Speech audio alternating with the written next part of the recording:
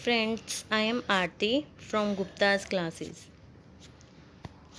ठीक है, चलिए।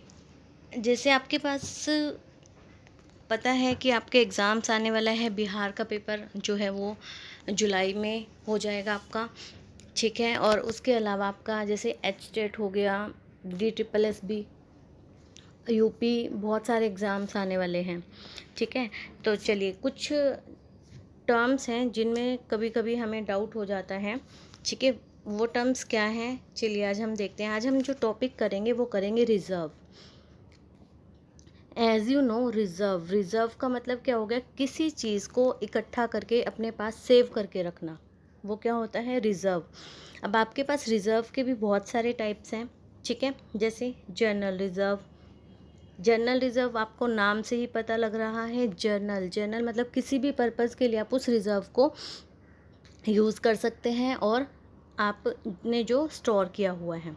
ठीक है, इसके बाद है स्पेसिफिक रिजर्व। स्पेसिफिक से मतलब क्या है? स्पेसिफिक का मतलब ये है कि आपने वो रिज़र्व जिस पर्पज़ के लिए बनाया है, आप उस रिज़र्व को वहीं पर यूज़ करेंगे। ठीक है, नेक्स्ट। ठीक है, इसके बाद देखिए आपके पास आ जाता है कैपिटल रिज़र्व। कैपिटल रिज़र्व क्या होता है? कैपिटल रिज़र्व वो रिज़र्व होता है जिसे आप कैपिटल प्रॉफिट्स में से बनाते हैं। अब आपको ये भी पता है कि जो हमारे पास प्रॉफिट होते हैं, कैपिटल और रिवेन्यू नेचर के होते हैं। कैपिटल नेचर के कौन से होते हैं? जो आपको, जैसे आपने मशीनरी सेल किया है, उससे जो प्रॉफिट हुआ है वो आपका किस में आ जाएगा? कैपिटल नेचर में। और जो आपको डे टू डे लाइफ में या जो भी डे टू डे आपके ऑर्गेनाइजेशंस की ट्रांजेक्शन्स होती हैं, उनसे जो आपको प्रॉफिट होता है। ठीक है, जैसे मान लिए आपका काम स्टेशनरी सेल करने का है, स्टेशनरी सेल करने से जो आपको प्रॉफिट हो रहा है वो आ गया आपका रिवेन्यू नेचर में। ठीक है, लेकिन अब आपकी दुकान में जो आपका फर्नीचर है, अगर आप उस फर्नीचर को सेल कर देते हो, ठीक है, वो आपका कैपिटल प्रॉफिट होगा, क्योंकि वो आपके बिजनेस से रिलेटेड आइटम नहीं है। ठीक है, क्योंकि आपका काम तो किसका है? स्टेशनरी का है। ओके, तो वो आपके पास हो जाते हैं कैपिटल रिजर्व्स। एक आता है सीक्रेट रिजर्व। सीक्रेट रिजर्व क्या होता है? जैसे नाम से ही पता लग रहा है, सीक्रेट का मतलब क्या होता है? सीक्रेट रिजर्व का मतलब होता है कि वो रिजर्व जिसे आप डिस्क्लोज नहीं करते हो। ठीक है, अभी तक जो रिजर्व्स है वो आप बैलेंस शीट में क्या करते हैं? हम डिस्क्लोज, बैलेंस शीट में उन्हें शो करते हैं। लेकिन सीक्रेट रिजर्व क्या होता है? जिसे आप बैलेंस शीट में डिस्क्लोज नहीं करोगे। ठीक है, इसके बाद आपके पास आ जाता है रिजर्व फंड। रिजर्व से जो आप फंड मेंटेन करते हो, ठीक है, वो आपके पास आ जाता है रिजर्व फंड। एक आपके पास आता है सिंकिंग फंड, जो आपको, जिसकी ज़रूरत आपको, सिंकिंग फंड हम बनाते हैं जैसे डिबेंचर रिडम्पशन रिजर्व। डिबेंचर को रिडीम करने के लिए भी क्या बनाया जाता है? सिंकिंग फंड बनाया जाता है।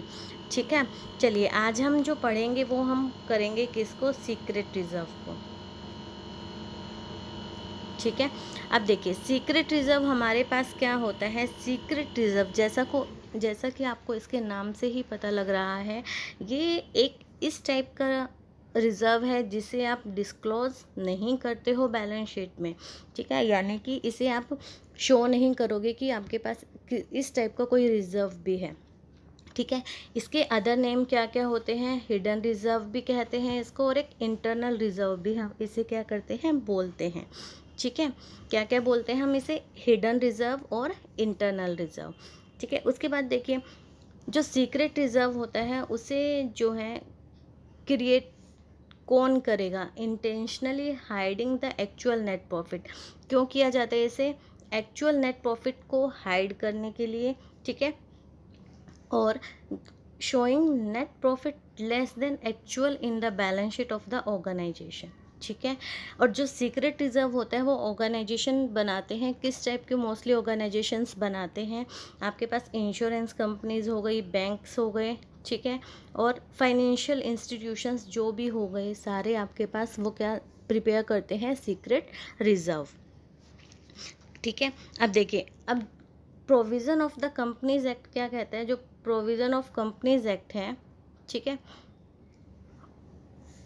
And any joint stock companies enable to create, कि जो जॉइंट स्टॉक कंपनी है वो अनेबल है क्या क्रिएट करने के लिए? Secret reserve.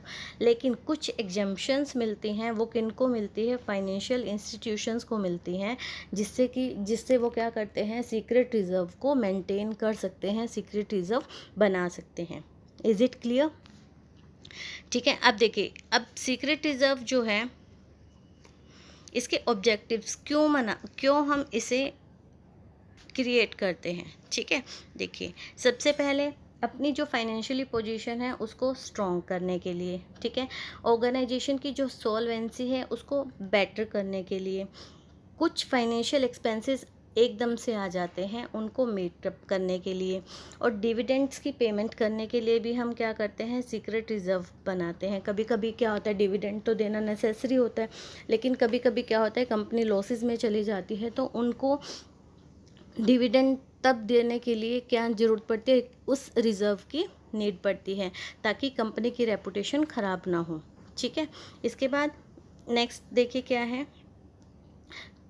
कॉम्पिटिटर्स जो हैं उनको कंफ्यूज करने के लिए कि कंपनी की जो एक्चुअल प्रॉफिटेबिलिटी है वो क्या है, क्योंकि अगर सीक्रेट रिजर्व हम बनाएंगे तो हम प्रॉफिट्स भी कम शो करेंगे, जिससे कॉम्पिटिटर्स जो हैं वो एक्चुअल ऑर्गेनाइजेशन की जो एक्चुअल प्रॉफिटेबिलिटी है, एक्चुअल जो पोजीशन है, उस प्रॉफिट्स की पोजीशन जो है उसको वो नहीं पता कर सकेंगे, ठीक है।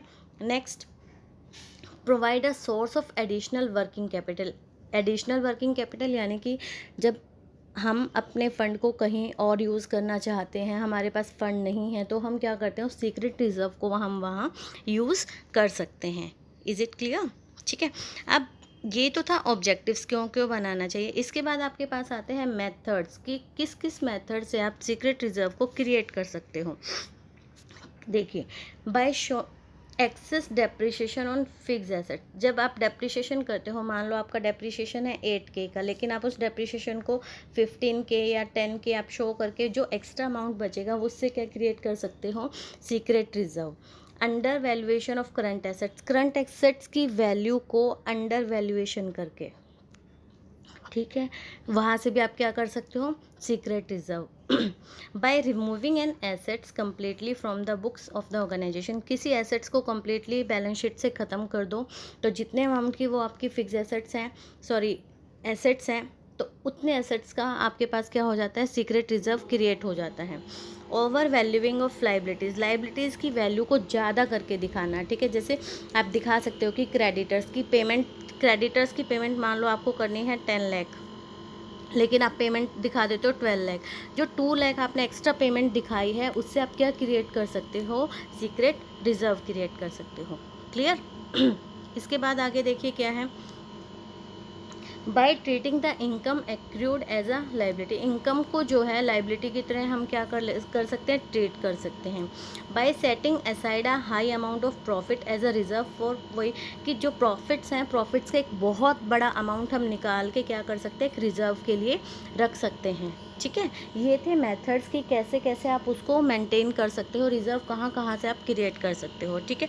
अब इसके लिए देखिए ऑब्जेक्टिव क्या है, क्यों आप क्रिएट करना चाहते हो, ठीक है, कहाँ से आप कर सकते हो। अब ये भी पता होना चाहिए कि उसके बेनिफिट्स क्या हैं और डिसएडवांटेजेस क्या हैं, ठीक है। अब देखिए एडवांटेजेस क्या हैं। सिंपल एडवांटेजेस क्या क्या होंगे, हम क्यों क्यों करते हैं, ठीक है, हम क्यों क्यों करते हैं, achieving better financial position, better financial position के लिए, और वर्किंग कैपिटल और फंड्स के लिए भी हम यूज़ करते हैं, क्योंकि वो एक फ़ंड का सोर्स हमारे लिए बन जाता है। Estimates unhealthy competition and by concealing true profit of competitors, वही जो कंपटीशन होता है, जब हम प्रॉफिट्स वगैरह कम शो करेंगे तो उससे आपके जो कॉम्पिटिटर्स हैं उनमें भी चेंज आ जाता है, ठीक है। स्टेबिलिटी ऑफ ऑर्गेनाइजेशन को स्टेबल करने के लिए, क्योंकि कई बार क्या होता है, हमें प्रॉफिट की जगह लॉस होना शुरू हो जाता है, 1 या 2 ईयर लॉस हो जाता है, तो उसमें हम स्टेबिलिटी को मेंटेन रखने के लिए हम क्या करते हैं, जो आपने सीक्रेट रिजर्व बनाया है उस रिजर्व को आप क्या करते हो, स्टोर यूज़ कर लेते हो, ठीक है। अब इसके बाद आता है डिसएडवांटेजेस में क्या आएगा, देखिए जब किसी चीज़ के लिए आपके लिए बेनिफिट्स हैं, कोई भी चीज़ है, चाहे आप डेली लाइफ में ले लीजिए, तो उसके लॉस कहीं ना कहीं 100% होंगे। देखिए क्या है, as it is classified information it is known only to the management, ये इन्फॉर्मेशन जो है सिर्फ मैनेजमेंट को होती है। इट प्रोवाइड्स, अब देखिए ये क्या करता है, जब हम अभी हमने क्या बताया था कि हम कैसे कैसे मेंटेन कर सकते हैं, डेप्रिसिएशन ज़्यादा दिखाकर, ठीक है, एसेट्स की वैल्यूज़ को अंडर वैल्यू करके और लाइबिलिटीज़ को बढ़ा के, तो इससे क्या होगा, इससे जो हमारी कंपनी है, ऑर्गेनाइजेशन है, उसकी फेयर पिक्चर्स तो नहीं डिस्क्लोज होगी ना। तो वही दिया हुआ है, provide an in accurate view. ये क्या करता है, इन एक्यूरेट व्यू जो है वो आपके पास शो करता है, ठीक है। It can be use as a potential mean of covering frauds. वही कि ये फ्रॉड्स को कवर करने के लिए भी इसको यूज़ किया जा सकता है, ठीक है। क्लियर। ये आपका था secret reserve. It is very very important. आपको reserve, general reserve, specific reserve, capital reserve, secret reserve, सबके बारे में नॉलेज होना बहुत ज़रूरी है। कहीं से भी क्वेश्चन पुट किया जा सकता है, जैसे आपको दे देंगे कि लाइबिलिटीज़ की वैल्यू इतनी है और आपने बढ़ाकर दिखा दी है, तो इसमें से आप कौन सा रिजर्व क्रिएट कर रहे हो। Is it clear? ठीक है। ये छोटा सा टॉपिक था, मुझे लगा कि बच्चों को इसमें डाउट है, तो आई थिंक कि इसे क्लियर करना बहुत ज़रूरी है, ठीक है। आपको और भी किसी टॉपिक में ऐसे डाउट हो, हम कोशिश करेंगे। अब जैसे पार्टनरशिप, सबसे पहले पार्टनरशिप का एक शॉर्ट रिवीजन, जितना भी पार्टनरशिप टॉपिक है आपका, उसके पूरे चैप्टर्स, पूरी यूनिट का जो इन शॉर्ट मेन थिंग्स जो हैं वो आपके सामने एक वीडियो में ही कवर कराई जाए, ठीक है, as soon as possible. Okay, thank you, have a nice day.